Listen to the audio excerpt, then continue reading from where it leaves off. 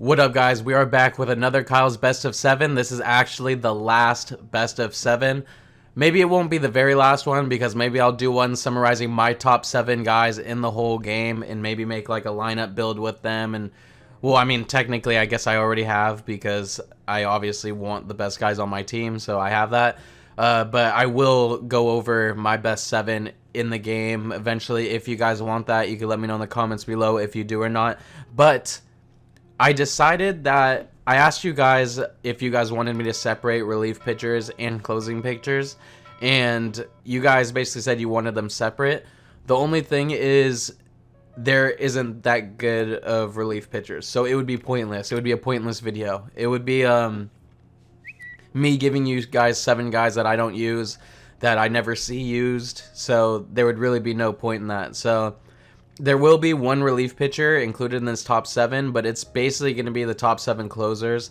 If there were relievers, I would do it, but I just don't feel that I should be trying to put you guys on with pitchers that I don't use or that shouldn't be used in the game. You kind of get what I'm saying? So we're going to do top 7 combined, even though it's basically just going to be closers because there's only one relief pitcher.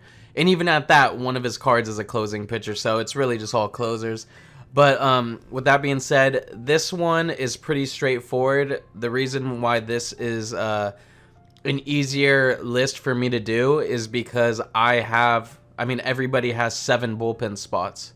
So luckily I can just kind of go through mine and see the couple that I'm missing and kind of explain to you guys about those, and then I'll just have to kind of sort them and by how I rank them. And I feel like it'll be pretty easy for me to do because I have certain guys that I go to in certain situations. I have certain guys that I try counting on when I need clutch outs. So with that being said, I will be going over my top 7 closers. And yeah, let's get into it. Number 7, let's do it. Now, number 7 is Trevor Hoffman. Now, Trevor Hoffman is one of the level 75 guys you can get. He's there with Ichiro, Matt Kemp, Kershaw, that level. Once you hit level 75 on the program path, you get to pick one of these guys. You guys have all hit that, obviously, this late in the year. But if I could go back, I probably would have picked... Obviously, I would have picked Kershaw first. He's the best starting pitcher in the game. But I would have definitely picked Trevor Hoffman second. Instead, I picked Ichiro second. I picked Nolan Ryan second. And I probably would have never picked him at all if I could go back. But Trevor Hoffman...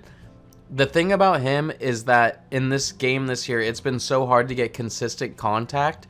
So that circle change and that curveball and that cutter, it's easy to track it because you think you see it, but you never really do. And it's just really hard to constantly square it up. Even if you feel like you're on it and you're tracking it correctly, you still might not square it up. Something about this card that just allows you to expose the game's flaws and get easy outs on batters. He has a really good pitch arsenal. He has a fastball, circle change, slider, curveball, and a cutter, which is pretty much ideal in any card. You either want a cutter or a sinker, and then the rest of those pitches are perfect. He throws pretty slow, but it's okay. I mean, he really just does get outs. You're not going to get a lot of strikeouts unless people are just not very good and they're going to flail on that off speed. But overall, he's reliable. He really is. 110 hits per 9, 120 Ks per 9. He has a 94 walks per 9 and a 91 home runs per 9.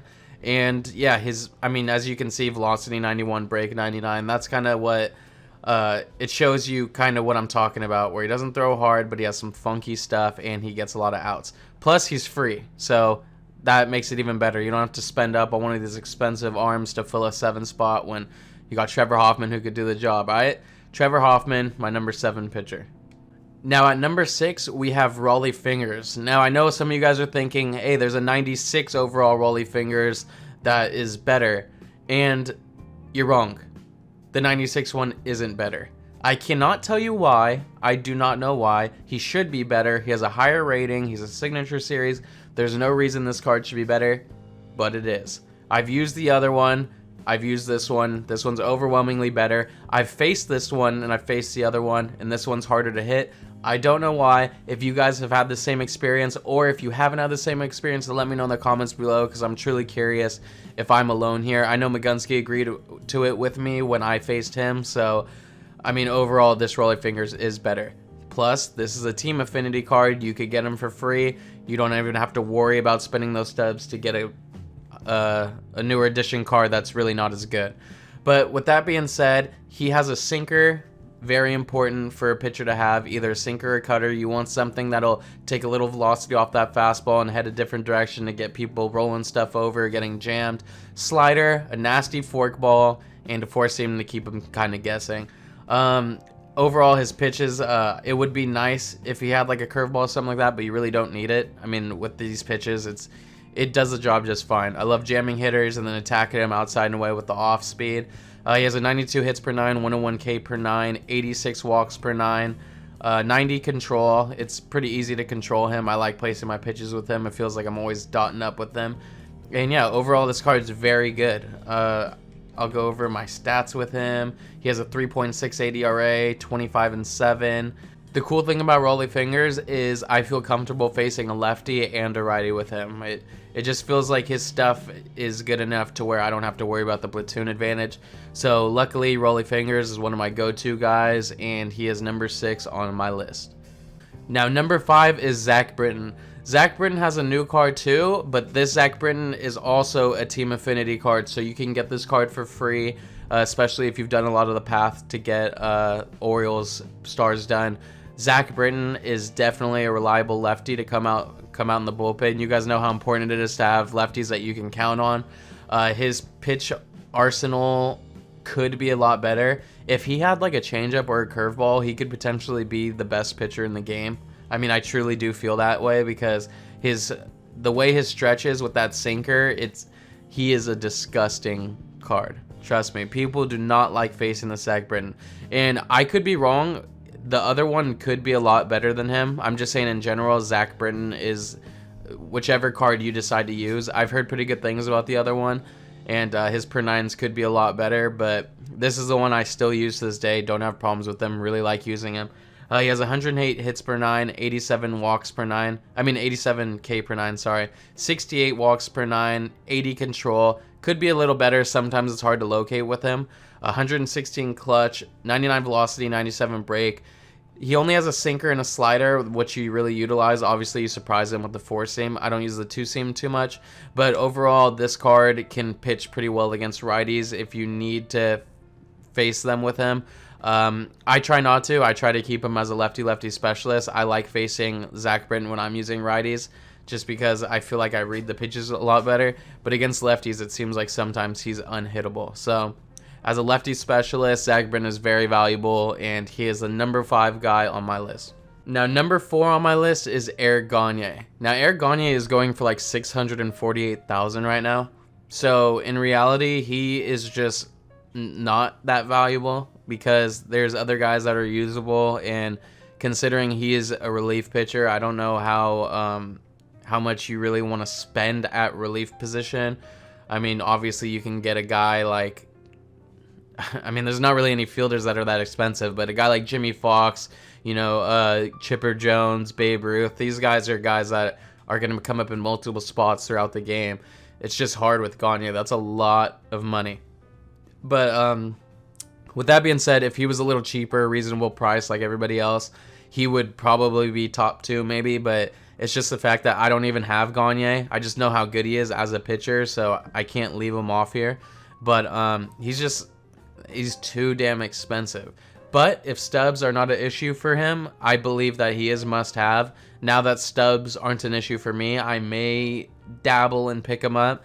I still can't pay $600,000. I'd try to get around $350 for him maybe. But with that being said, his pitch arsenal is disgusting. His stats are disgusting. He's a great pitcher. It's only the price that affects him. But as you can see, 118 hits per 9, 125 K per 9, 87 walks per 9, 125 clutch. His control could be a little better, but four-seam Vulcan change, which you guys may not know what that is and how it moves. I don't know what the hell a Vulcan change is. I don't know who's thrown it in real life. I just know I like using it with him. And then that curveball at 70 miles per hour. You mix it in with his fastball. He throws hard, tops out at 100.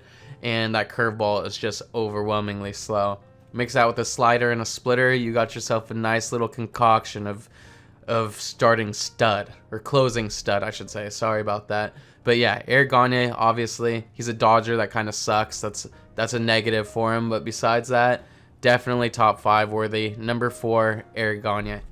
Now, number 3 may or may not be a surprise to you guys. It depends on what level you guys play at, how many guys you try. But if you play in the Hall of Fame Legend area, World Series, CS, you would know that Sergio Romo is a god. He's very, very good. Only a 93 overall, probably the lowest besides Britton on this whole list.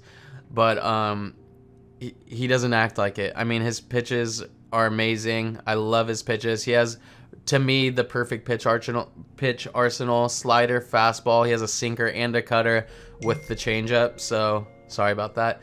But yeah, he's just absolutely. Please hold.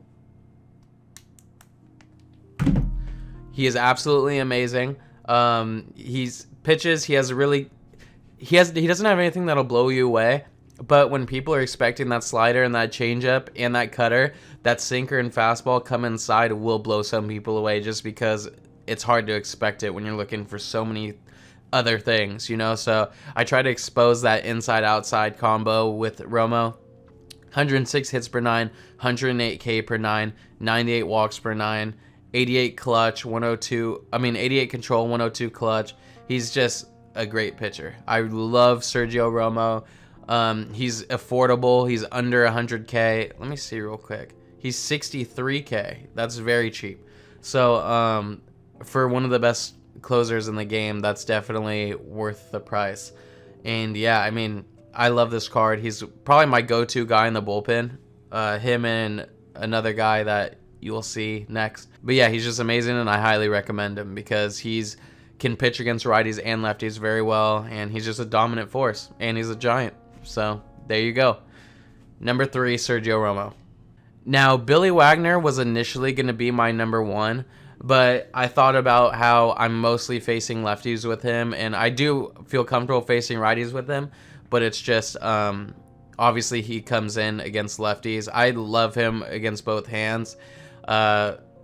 It's just the number 1 guy you could pitch against anybody, and it's fine. So with that being said, Billy Wagner has been moved to number 2. He has a 102 mile per hour fastball that he tops out at, 89 mile per hour slider, then a curveball and a changeup to keep those batters off balance. He is just an absolute animal. His pitches are hard to see. They're hard to hit. There's not much I need to say about this guy because I think a lot of you guys have him. He has 122 hits per 9, 125 K per 9, pretty much maxed out. 125 clutch, 82 control. That's the only thing that could use a little bit of work, but 99 velocity, 99 break. It's clear that this is one of the best pitchers in the game. Let's go to my stats with him.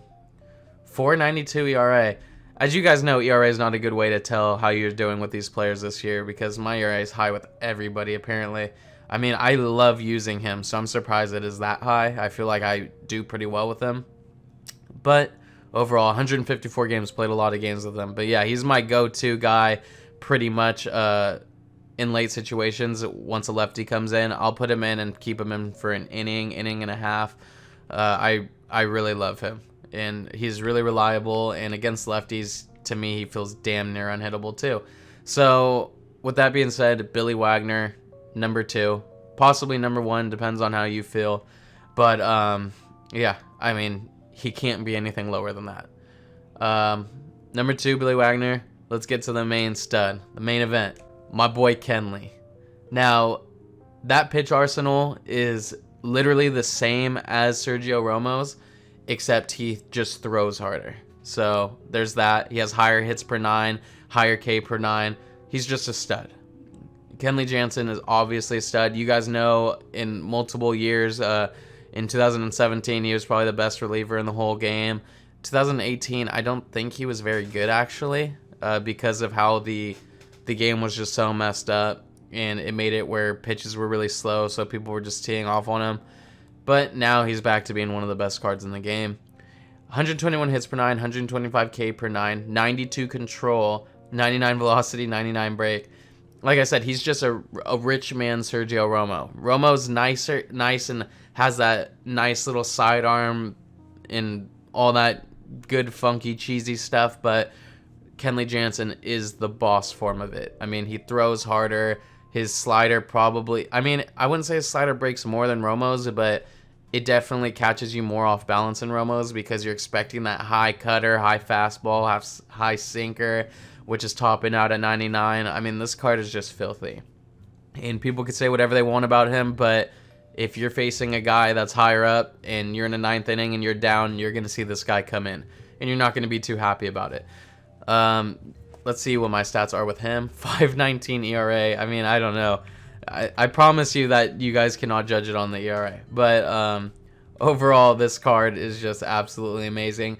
Maybe I shouldn't show stats with my pitchers anymore. Hopefully next year the game's a little different and you can kind of have a more accurate representative of how you're pitching.